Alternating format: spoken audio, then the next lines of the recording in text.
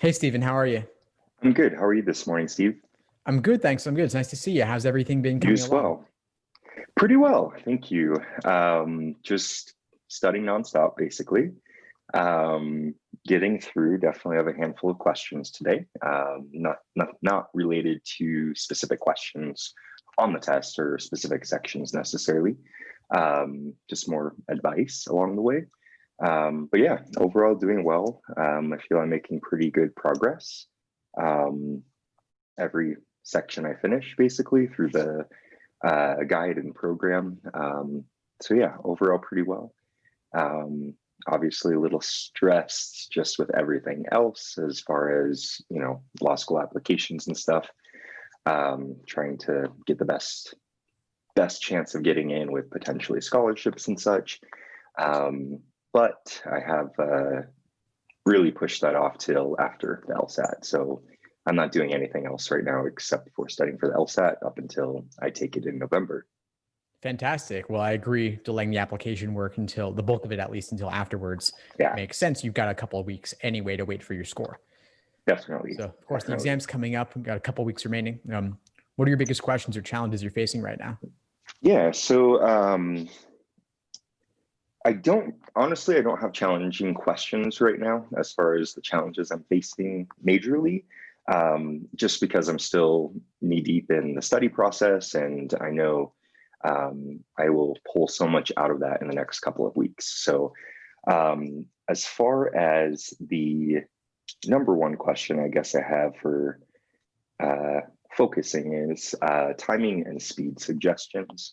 How to get faster. Of course, I know that you have some really good notes and suggestions throughout the course for each type, logical game, logical reasoning, on suggesting how to get faster, of course, or such as, logical reasoning. You're very diligent on pointing out exactly which ones you should diagram and which ones definitely don't, because you're going to waste your time basically, or not waste your time, but you're going to suck up too much time by diagramming it. So like some of those fantastic information, just wanted to see if you had any general time saving suggestions. It's a broad question. I mean, so much of what I say helps you get faster. You get faster by better understanding the material. So there's not just Really. one simple, quick 2-minute thing I could say on that. It's really, Of that's course. what all my resources are about. If you want to talk about a certain question type, maybe we could go a bit deeper on it. Um, Thank you. Not for today, just because I'm still diving in. I know most of it is in the course already, if not all of it. And I think, the evening classes and student study sessions and stuff, I can pull specific question things out of that. So I feel good with that. Well, then let me ask you one thing then. So Yeah. what raises this question for you? Like, is there something that you feel you're not working as efficiently as you could be on a certain area where you feel that you're lagging or getting bogged down or that you're approaching inefficiently? Um, I would say right now the biggest section would probably be reading comprehension. That is basically what I'm starting this week on the 1 month plan.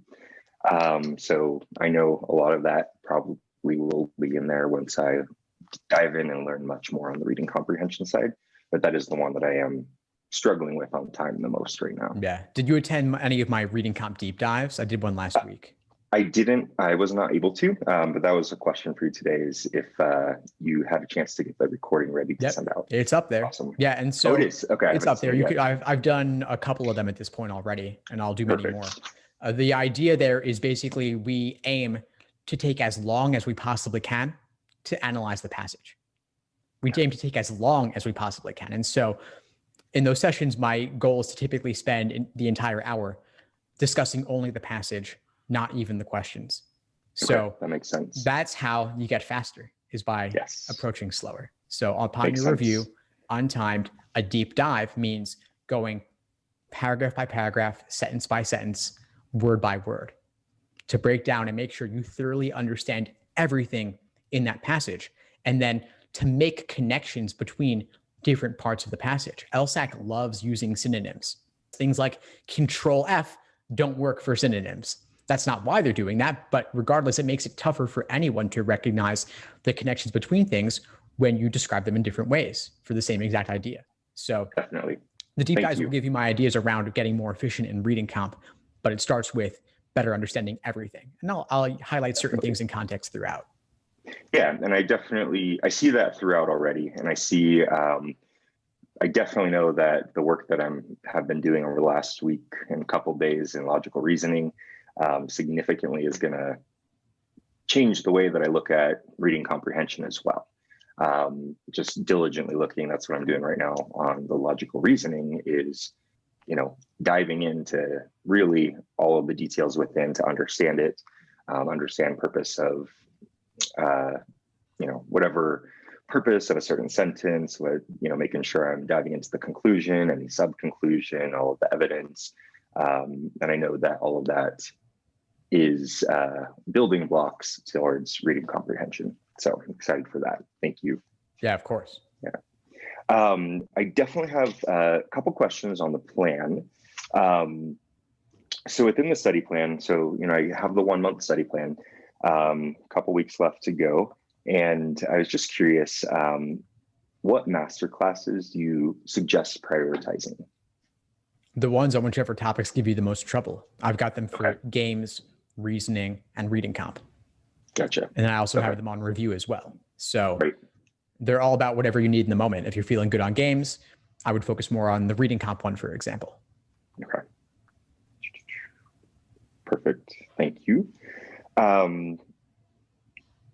As of right now, I'm probably 2 days behind in a sense on the 1 month study plan, just because I've been diving in further on things I don't understand, really doing a very intense review process where I might be on one question for 45 minutes or something, just to really understand every answer choice, why they're right, why they're wrong, all of those things. So that's why I'm slightly behind. So I do plan to definitely catch up, be pretty good on that. So I was just curious and have potentially a little extra time for additional studying. So I was just wondering, I know the master classes are kind of the thing to go. Would you suggest that if I had extra time, focusing pretty much on the master classes for the areas I'm struggling with? Yeah, absolutely. Still have difficulty. Okay. Perfect. Yeah, no doubt. Yeah. Awesome. Thank you.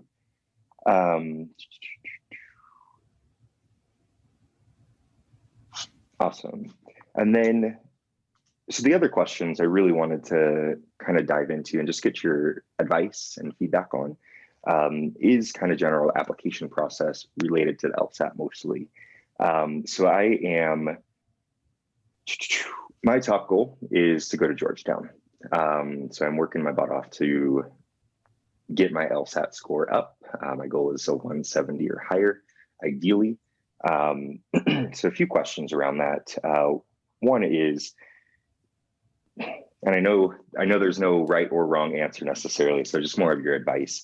Do you believe if I don't hit 170, but let's just say I'm in the 165-ish range, maybe a little bit higher, would you believe, I'm gonna have to give you some background for this question actually. I've been out of undergrad for 13 years or whatever that is. I had a not very good GPA in undergrad, pretty poor, but I passed, so that's great. I'm not concerned about the addendums and all that stuff because I was working full-time the entire time of undergrad. I was promoted, I was at Starbucks, so I was promoted from barista to shift supervisor to assistant manager to store manager within those 4 years of undergrad. So I feel good with, writing that addendum and kind of piecing that together as not as an excuse, but as a understanding, as a window into what was going on in my life during that time. But with that, my career has been pretty massive in comparison to probably most of the competition, to where after I left Starbucks as a store manager, I opened up my own cheesecake company. So as a business owner with my family, moved on from there, became chief operating officer for a data company. So a lot of analytical stuff in there. And then moved on to a VP of operations type role. So I have high titles and things that I feel will be pretty good at showing my story and my abilities and everything that counteracts that undergrad GPA in a sense. But I know and believe that the only thing that will make a difference is my LSAT score for sure. So just wanted to give you that background before I asked this question. So if I got, 165, 167 or something like that, I plan to apply early decision to Georgetown. Would you suggest potentially applying with that 165 with that early decision? Or do you think it may be more beneficial just for the admissions piece, not scholarships at this time, to take another 2-month study and take the January one? Great question. And first, I just want to say that your work experience is super impressive. They're going to love that. Thank you. A lot of folks will occasionally be like, they're like worried that being a cashier, being a barista, or something that may be perceived as just like a service level service position may not be as impressive. But on the contrary, it's actually super impressive because it shows dedication, dealing with difficult customers, dealing with difficult work environment, high stress, and you progressed and grew. You moved up the rungs of the ladder significantly. They're going to love that. And that definitely will outweigh a low GPA to a large extent. Awesome. Thank you for that. I appreciate of course. that. No, of course it's true. And I would definitely recommend highlighting that in some regard, either rec letter, personal statement, or potentially both. Okay. Awesome. Work it in somewhere for sure. Yeah, that's kind of getting into a question I have very shortly, ish, but just to finish this one, finish this one. I generally don't love the idea of applying early decision because of scholarship money. You lose any scholarship negotiation leverage. Schools aren't going to be as likely to want to give it because they don't need to. So if that's not important to you, then yes, you could get a boost by admissions boost by applying early decision. To what extent? That's going to vary from school to school, cycle by cycle. To some extent, it could be a black box. There are websites like Law School Data that include user submitted information that could be useful to get a sense of what typically happens or what has been happening. But even this cycle, especially every cycle is different, and especially this cycle with COVID, really throwing everything for a loop. It's impossible to say how much this cycle relates to last cycle. A lot of things are not comparable. Definitely. Generally, I tend to lean towards retaking, and getting even a few points more makes a huge difference. Okay. Especially when it comes to like November versus January. Right. So I might recommend applying in January instead with a higher score if you didn't get what you wanted for November. Okay. I would also look up on sites like LSAC has an official guide.lsac.org. You can input your GPA with different LSAT scores, and it'll show you how you stack up against admitted students or matriculating students from previous cycles. Yes. Of course, every cycle is different, but it's a rough ballpark, and that would not include the work experience. So important to take it with a grain of salt. Awesome. Thank you. I definitely have dove into that a lot as I was, in the selection process for schools to really look at, with my GPA, projected LSAT score, obviously just on the numbers, where would I be likely to get in, right? So that I could really get my safety schools together, my stretch schools, and my, ideal situation of going to Georgetown type thing. So thank you. That's very helpful. I appreciate it. Yeah, of course. Going on to the other ones. I know we only have 15. Are you good for a few more minutes? Yeah, absolutely. I appreciate it. Thank you. Just want to respect your time. Sure. So, adding, as exactly how you mentioned, really showing that story of my career path, climbing the ladder. You mentioned either having it in the lore or personal statement or both potentially. So on the lores specifically, and a little bit about my history. So I have, former president at the company who I was chief operating officer, trying to get that one, but there's challenges with that. Busy person, busy things going on. But the other people I was, in a sense, for that same company, a longtime client of retired IT professor who, I worked with him closely as his client for 4 years, basically. So he also knows a ton of my work ethic, a ton of my really everything that we did at that company. So he's one of the people. I also have a VP colleague at my just previous current job who, she's, so in a sense, colleague, same level, VP of operations, VP of HR, basically organizational development. So those are my top three. Possibly not getting that president just because of a time constraint, potentially. So some of that work will be in the letters of recommendation.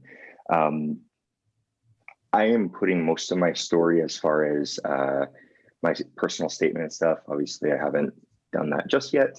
But most of that really is going to be on a personal story, like what I have done. Some of it will be in business and, what I've done with that and what has led me, in a sense, with my previous career to move into government and politics that I've been wanting to do for the last handful of years, basically, and really took this COVID as an opportunity, or COVID furlough as an opportunity to just do this only, basically. So most of the story, sorry for the long-winded statement, but most of the story on growth and business and that process, I was planning to put in the GPA Addendum. But would you suggest that I highlight that much more in the personal statement? Yes. A GPA Addendum is typically better to keep it concise. It's not the place to tell a detail-filled story. Gotcha. Concise, matter of fact, to the point. Say, keep the story in your personal statement, and then also to whatever extent you can, trust that other elements will come out in the rec letters. Makes sense. Okay, thank you. Yeah, I'm definitely looking at the holistic approach and making sure that everything I want to say is somewhere in the application, of course. Just trying to find the right place to put everything. Yeah, well, two things I want to add, two different places you could potentially add stories. One would be an optional essay. A lot of schools will allow you to just submit an optional essay on anything else you want to share. And so if you want to tell a story and you don't have a good place to tell it and your personal statement is already full of other stuff, the optional essay could be a place to include it. And then a diversity statement. If you can frame it as a diversity statement, you may be able to tell a story there also. Okay, awesome. Thank you. I have a plan for the diversity statement already, which I'm super excited for. Part of the LGBTQ community, and on the other side, I'm passionate politics, and I was campaigning and organizing for Elizabeth Warren's campaign before she unfortunately had to drop out, and I kind of pulled my diversity together with it in a sense, and dressed up as Elizabeth Warren as a drag queen, made this massive performance, and honestly, I got a total of probably 200 people out to see me and to get the word out, and actually, won that competition out over a total of probably 16 other professional drag queens. And this was my first time. So that's fantastic. That I feel is like the perfect diversity statement, because it's kind of pulling things together, but also showing that in a sense, I can do anything because I did this, from not doing anything like this before, pulled it together and won this competition in a sense. So wow, that's fantastic. I'm sure that'll be a great diversity statement. Awesome. Thank you. Yeah, I was chatting with one of the deans. I'm like, hey, just about it. We got had some really fantastic conversations, and she's been so great and open with me. And I'm like, I know a lot of law school admissions personnel want to see who this person is, right? In as much as possible, not necessarily just the full professional, this is your resume, this is your history. They want to see more of that. So, I even suggested to her, would it be helpful if I shared that video? And, she's like, it depends who it's going to. So I'd probably say no. I'm like, yeah, I feel that. Thank you, Steve. Of course. And I have one final question, if for today. I had a bunch more, but don't want to take too much of time. So on the other side, so as I mentioned, Georgetown is my number one. admission is most important to me over scholarship, but scholarship is important as well, of course. And for schools like Georgetown and other ones that do offer full scholarships, such as Georgetown's Public Interest Scholarship, there's 7 or 8 people who get that every year, and it's full scholarship. Obviously, I would expect that they're looking for pretty perfect candidates in the sense of high scores and or high GPA and basically likelihood of extreme success in public policy law. But I just wanted to get your insights and suggestions as to, or advice as what else maybe they may specifically be looking for those types of scholarships and programs. It's a great question. I actually couldn't tell you one specific thing. It's a bit of a black box. Okay. But if you make your application, I would say this is really where the numbers are not going to be as impactful beyond a certain, the numbers are not going to differentiate you on this. The numbers have to be a given. It's going to be making sure that the soft factors, the application essays and such, are the highest caliber possible. Okay. And so definitely, of course, I get the sense you're very diligent about this process and you'll do this anyway, but multiple revisions, multiple eyes looking at it. Of course, we're doing application essay workshops inside the course. Yes, and so feel free to submit your essays for any of these. I'm sure folks would love to workshop the diversity statement with you. I'm sure we could have a great discussion around that. Same for the personal statement too, and any other optional essays also. Thank you. Yeah, as soon as I finish the LSAT, I'll be working on those and send those over. Fantastic. Awesome. That wraps up my most important questions. Thank you so much. Fantastic, Stephen. It was great connecting with you, and keep in touch, and I'll see you in class soon. Awesome. Sounds good. See you tonight. See you. Have a good one, Bye. Steve. You too. Thank you. Thanks for tuning into the show. Please subscribe if you haven't done so already to be notified of new episodes as I release them. And feel free to reach out if you need anything at all as you move forward with your prep. I'm happy to help however I can. In the meantime, I wish you all the best and take care.